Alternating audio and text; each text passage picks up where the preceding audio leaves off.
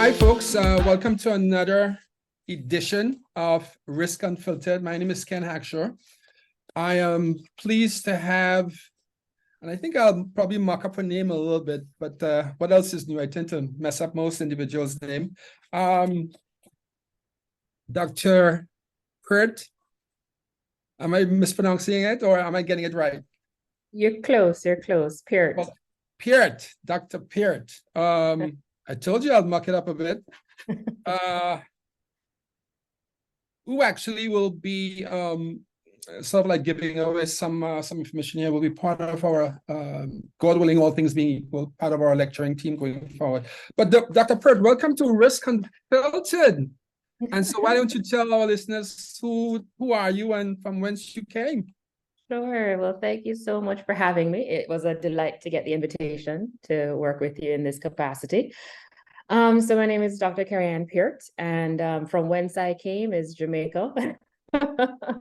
Born and raised on the island of Jamaica, and have done quite a bit of work outside of the region, looking at different behavioral science issues in public health and psychology, and recently returned to the Caribbean region and working in capacity of well-being and quality of life coaching, as well as consulting in a space of change management, diversity, equity, and inclusion, team performance, you name it, that type of stuff. Okay. So, but your training and background is in what? So if you have to stipulate what Sure. what your training So and background is. Formal training in global health communications as a master's in public health, and certification in child and adolescent psychology. And then my doctorate work is focused on organizations and systems, with a very specific focus on the cultural context in which those organizations and systems develop and function. So it is under the umbrella of international psychology for the doctorate work. Yes. What do you know about behavioral risk management? And by the way, I'm reading this book now. Oh, awesome. Fantastic. Yeah. Managing the psychology that drives decisions and influences operational risk. And that's, as I said to you, we spoke some time ago, that's a huge part of what CRMA is driving towards. Right. And having recognized, and there's a plethora of case studies to support this fact, that people risk is the greatest risk to any institution. Do you subscribe to that? And right. I do. I do believe that wholeheartedly, particularly since COVID. So I've always known that, right? But I believe that COVID really put a spotlight for the rest of us to pay attention to the people risk factor. And then even more nitty gritty, the behavioral risk factor, right? Because when we're talking about behaviors and mental health and emotional well-being and all those pieces that I swirl in on a daily basis, given my background and work, it is the biggest risk to anything, to any type of relationship, whether it be in the workplace or outside of the workplace. And I do not believe that our organizations and our systems are equipped enough to understand what it means to build supports and services internally within them that will then strengthen and help to mitigate certain behavioral risks of staff, employees, etc., however we define them. Great. So, let's dive a little deeper in that. Sure. So you are now lecturing at Kville. Yes. Program at Kville. Yes. Yeah, they're getting free props. So we'll send them an invoice after this, fear not. I love it. Yeah. So do you believe, from what you know of the education system in the Caribbean, that enough attention from an education perspective is paid to behavioral science, behavioral risk? No, not yet. Let me put it this way. So currently, not enough. I think in the coming years, it is going to shift. It's going to have to shift. And I say that because within our region, we have a very high rate, annual rate of brain drain, right? From the various sectors of education and career training that we pump out. When we look at medical students, they're leaving the region. Nurses leaving at epic proportions. Just the other day, in Jamaica, we were having reports of some 4,000 teachers leaving on a rotation like every other month or something to that effect. It was just these ridiculously high numbers of people leaving very important sectors of our community building, right? Community building and sustainability aspects.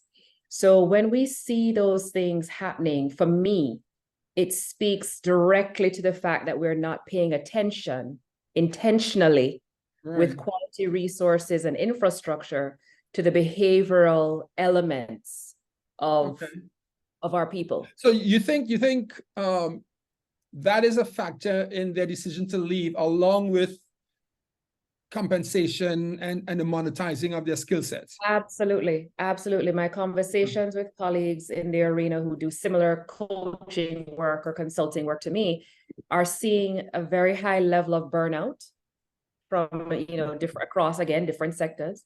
And the burnout is a buildup of the lack of supports within these companies or organizations or various sectors.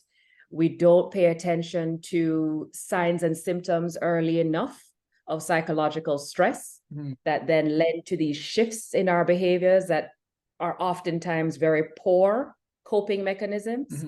And so we see this kind of, flight. People get into a panic. The responsibilities and obligations that we have as individuals to our families, to ourselves.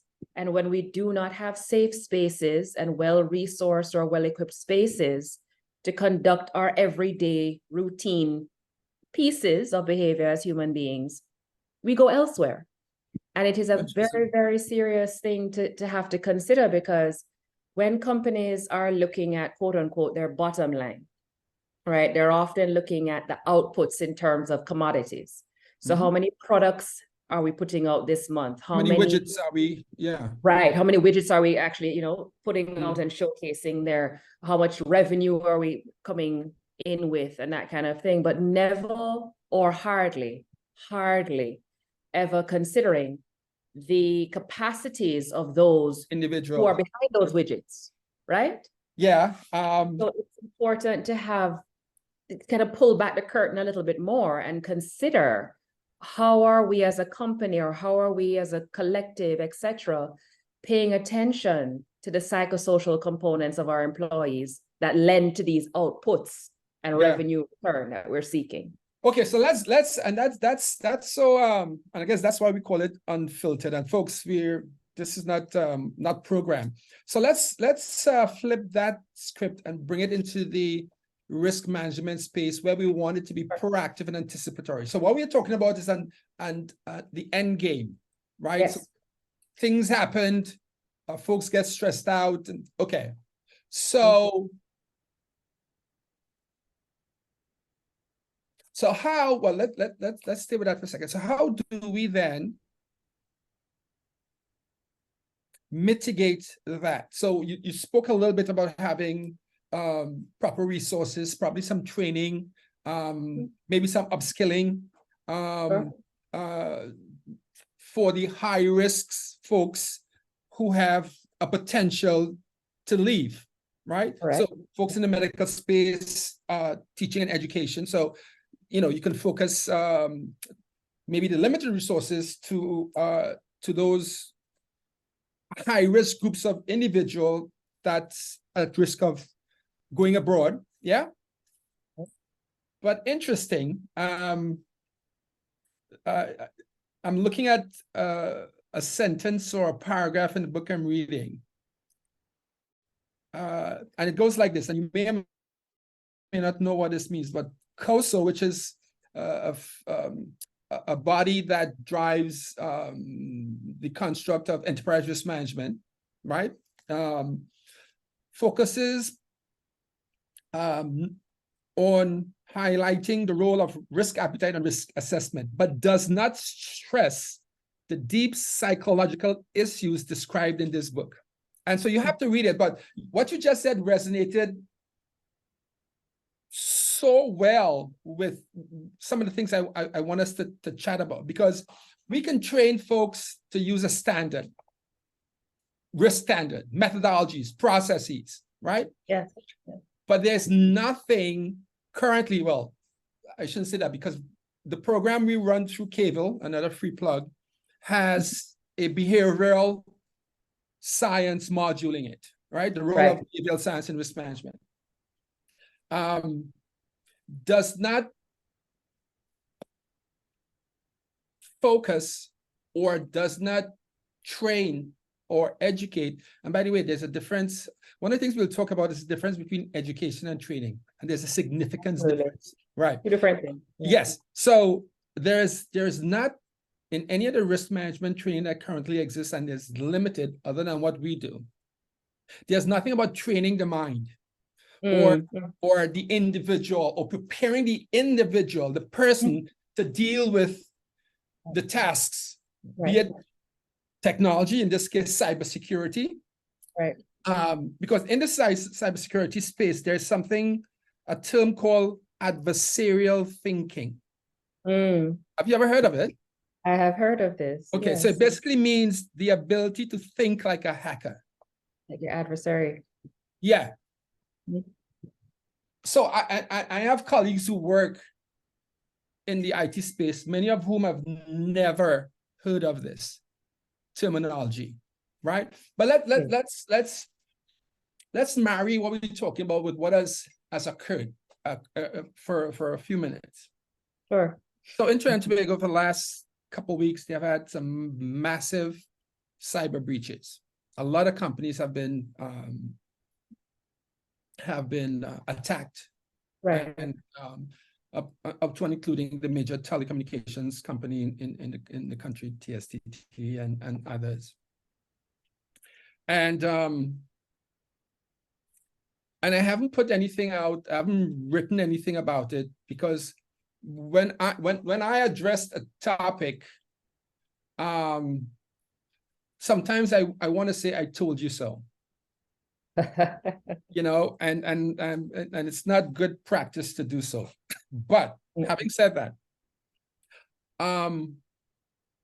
what can be done, both as a practitioner and someone that's now in the academic space? And this, I mean, I have my thoughts on it, obviously, because that's why I included a behavioral science component in teaching of risk management. How do we bridge the gap? So it's not just from a quasi-medical standpoint. Right. But what is required in the Caribbean to get our folks to increase the risk psychology component or quotient in both leaders and in regular employees? Yes, I love that you mentioned the word quotient, because what comes to my mind, two things, is understanding the concept of well-being first, and the second is shoring up our individual as well as our collective emotional intelligence, EQ. Yeah. Right. I say those things because as a community of Caribbean folks, we have become highly, some people will say infiltrated, some people will say influenced, depending on who you're talking to, by this, globalization, which can be looked at as a new wave of colonization. Right. And these external factors that have started to shift our understandings as well as our experiences of culture and heritage in the way that we understood health and well-being and family structures and work and ethics. Right. Getting back to some of those core pieces while also understanding the components of emotional intelligence, emotional quotient, is one of the approaches that certainly can be taken. And it's, I would say, easier than building a whole infrastructure of, you know, training camps and pulling in a new system of something, right? Because you can do that through coaching. The work I do is fundamentally low tech, as folks would put it. So working one-on-one, working with teams to understand, working with organizational leaders to understand the well-being capacity of the individuals that you have pumping out this work and developing these things is crucial. Because if you have individuals who are coping or trying to cope with stressors from family dynamics, a health condition, stresses financially, right? All those things actually come to work. Yeah. As much as we want to say, bring your professional self and, you know, focus on work and all those things, all those things show up at work in many spaces. So this is what we're talking about when we say the components of behavioral risk, right? These factors you don't leave it at the door. As much as we would like to think we do, we don't. Right. So how can managers and who I primarily, as a tier of leadership, I primarily work with, how can they understand the signs and symptoms to look for? How do you ground yourself in understanding your teammates' value system so that you can recognize when something is off in the quality of work or just their energy dynamic? And from there, figuring out what you need to do to mitigate some of these very severe circumstances that may happen when we ignore and keep pushing. Right? Could that then lead to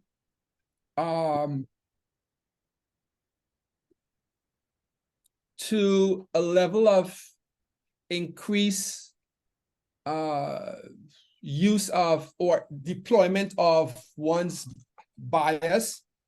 So if you are, so let's think of it like this. So we all bring our biases with us. For a matter of fact, a colleague of mine shared with me something someone said to him that that when employees leave the institution, they leave with everything the institution is about. When they leave to go home, and when they come back, they bring with them again the institution, because they are what drives the institution, be it a bank or a manufacturing company, right? So if it's a bank, when the employees leave, the bank leaves with them, and when they come back to work, right?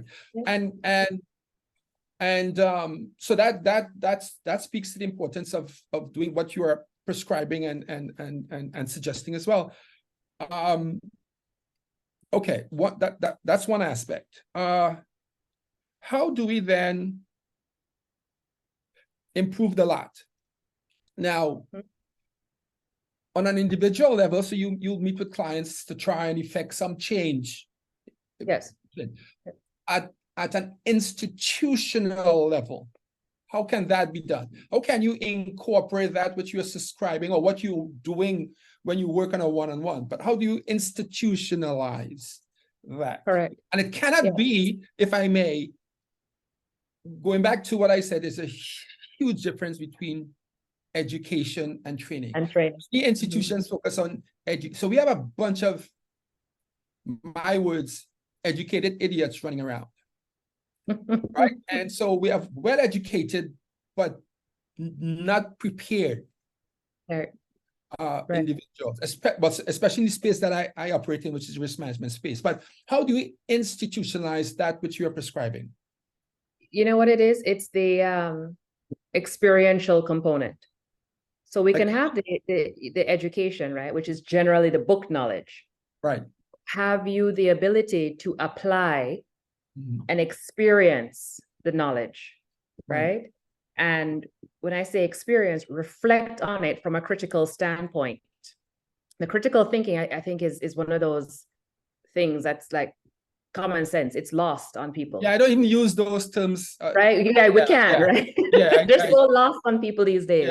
Yeah. It's amazing to me. But that's what it is. It's getting back to understand the critical perspectives of things, because it's all well and good to say I have a PhD, right? What am I doing with the PhD? that helps to improve the life of somebody else or to improve the operation of a system. So I can give you the education, but for me, it's not just education, it's equipping, right? I am working to equip you, meaning putting into practice as I am working with you over a designated period of time for you to understand the theories, the models, and all of that, and the value of its operation, of the operation of those things, right? So you become equipped, you can practice it, you utilize it, you reflect on it, you evaluate it through a critical lens of application. So yeah, there are lots of us out here who are highly educated and doing some great things. But yeah, so how, if I were to ask or suggest or submit to you the following. Doc, I need you to go to institution A and get them to start thinking differently. What would be the 3 things you will do to effectualize that mandate? Get folks to start thinking differently. So thinking differently, well, you and I both know that that happens over a period of time, right? Because people come from different capacities. Right. But shifting thought it takes place when you bring in different perspectives and different perspectives that are relevant to the situation at hand, right? Because I can bring in data or somebody to talk about whatever, but if it's not relevant to the context in which we're operating, then there's no point of making that. Hence, so perspective. So there's a term called, and you may or may not know this, risk perception. So how do you, and it aligns with what you're just speaking about, specificity around the area. So so risk perception speaks to how individuals perceive risk. And there's data, case studies, and folks like your good self in the in anthropology and psychology that says your education, your ethnicity, your gender, your age, your upbringing influences how you think about risk. But I probably could then extrapolate and say how you think about almost everything. Anything, correct. Is that a true statement? That is a very true statement. The context in which you are raised, educated, and practice, all those things that you go through generally in your development, influences and shapes the way you problem solve and the way that you then take on other aspects of your life when you move into other contexts. We walk with a grounded context of identity into other spaces. And as you learn in those other spaces, you pick up other things that inform or shape, right? Okay, so let's push the envelope on that a second. And I don't know the answer to this, but it comes up in what I'm doing. Hence the reason we do what we do to address the issue I'm about to ask of you there. So then there's no one cap fits all. So if you have 10 individuals that you have to train, or a department of 15 individuals, multi-ethnic, multicultural, educated differently across the globe, how do you then build an education program to do 2 things? I submit. One, they will have to unlearn certain things. And then secondly, teach them the new things. So how is that even possible though? Or is that only on a one-on-one basis? How? It's what we do every day in education, right? Because what we try to do. Well, what we try to do. Yeah, people coming from all sorts of backgrounds and perspectives and experiences, and giving them a core body of material that they're then supposed to study and master and operationalize based on, again, not just how they've originally been informed, but what they have now acquired in your learning, and then putting it into practice. So but Dr. Peart, do you believe for a second that the education system now, for context, in the designers of it and the techs have that at the forefront of their mind, acknowledging that, you know, we have all these different things? The argument now with education is that it's indoctrination, right? That it's really teaching or imparting a level of submission, that people are supposed to now come into your school or come into your educational system, acquire this particular knowledge, and then it funnels them into a particular set of options, right? This is why I'm saying lots of us are educated, but we're not equipped. Right. When you push back and say, okay, I've got this piece of knowledge, but this doesn't necessarily align with particular perspectives or desires of my own, how can I now upskill or figure something else out? That is your application process taking place. What can I use? What can I not use to now become equipped for the actual circumstance that I'm looking to involve myself with? There are many people that just stay educated and stay funneled in whatever arena society says it has to offer for them. Nothing is wrong with that, right? Yeah. It's just that when you're working with a mix of people who are equipped and then educated, you have to do the levels of assessment, the conversations, etc., to figure out what the common ground is. And by and large, the common ground comes back to certain behavioral elements, such as motivation, right? Understanding identities, right? Understanding core values and belief systems. And from there, you can then branch back out to say, well, here is how I now need to reframe their perspectives or expose them to something else. And that, you know, that happens oftentimes through the training.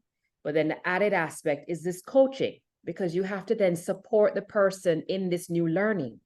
You can't just do a few workshops with them and say, all right, great, you get the certificate of attendance, bye now.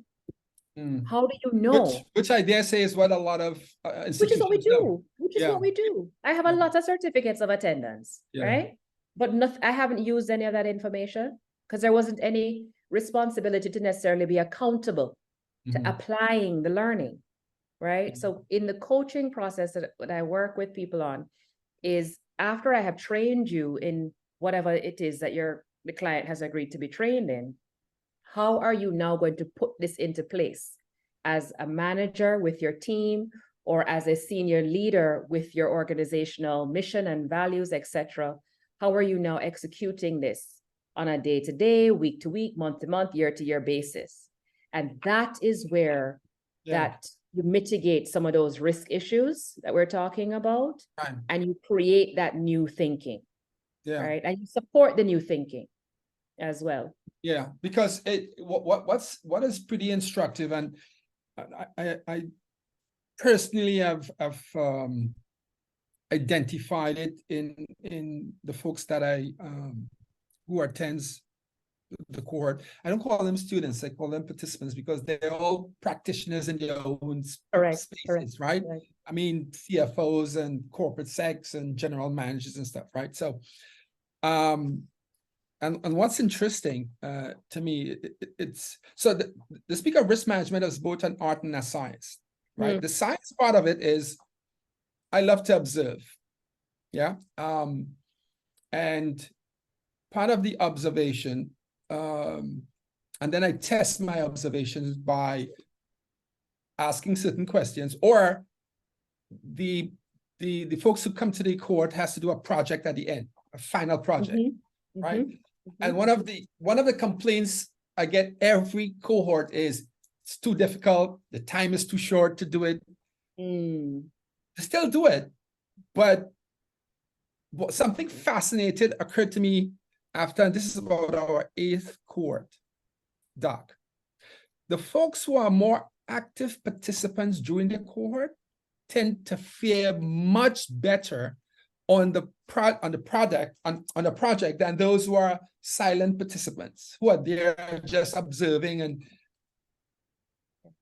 And that is, so I went back after correcting the papers for this last cohort. I went back to the others just to prove my theory, and so said, so done.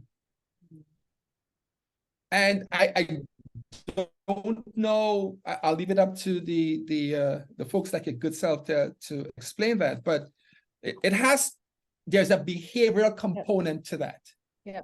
There has to be a behavioral component, right? So I tell folks, and I take credit for coining it because I've never read it anywhere.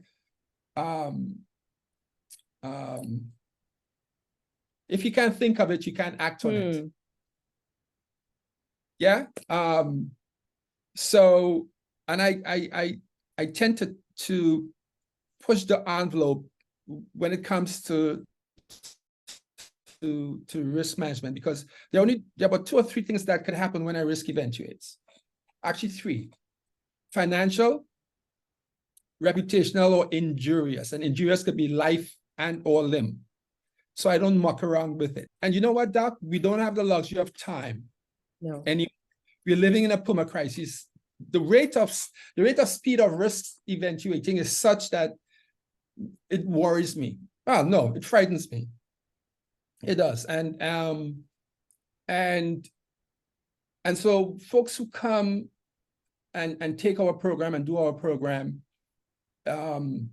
they go back more risk intelligent, risk educated than their bosses. Actually, I tell them go take their boss's job without getting fired, right? But go take your boss, because and let me personalize it for a second. So recently, I was asked to sit on a board for a bank on one of the islands, and I do 99% of what I do is with my risk hat on. Yeah, personal or professional. Yeah, it's a bad thing.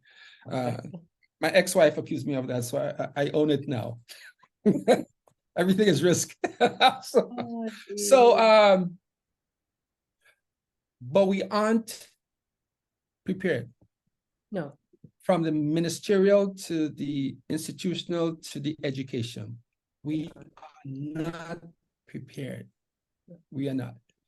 What if the prime ministers of all the islands get together and say, Dr. Peart, how do we remedy this? Give me 3 things that we can do to put us on the path. What would be those 3 things to address both the education aspect, the young ones, the institutional aspect, the leaders, and I dare say the government aspect. And it's all about the people. So what we're talking about is our people, individuals. Yeah. So not the processes or the technologies. That's for someone else. Your job is around the people aspect. What are the 3 things you'll do? In that order, first, second, and third. So my tagline is people, culture, and systems. So understanding, as we say, we lead the people, that people are the assets, right? I dare I say that many of our governments just see our people as votes and not necessarily, strong natural resources that need to be kept healthy and well. So understanding that people aspect and really grounding again in people first, this concept of people first, human-centered type of processes and designs is essential. The culture component, please retain your cultural identities, because the corruption of culture becomes, the gateway for that infiltration and a demise of identity.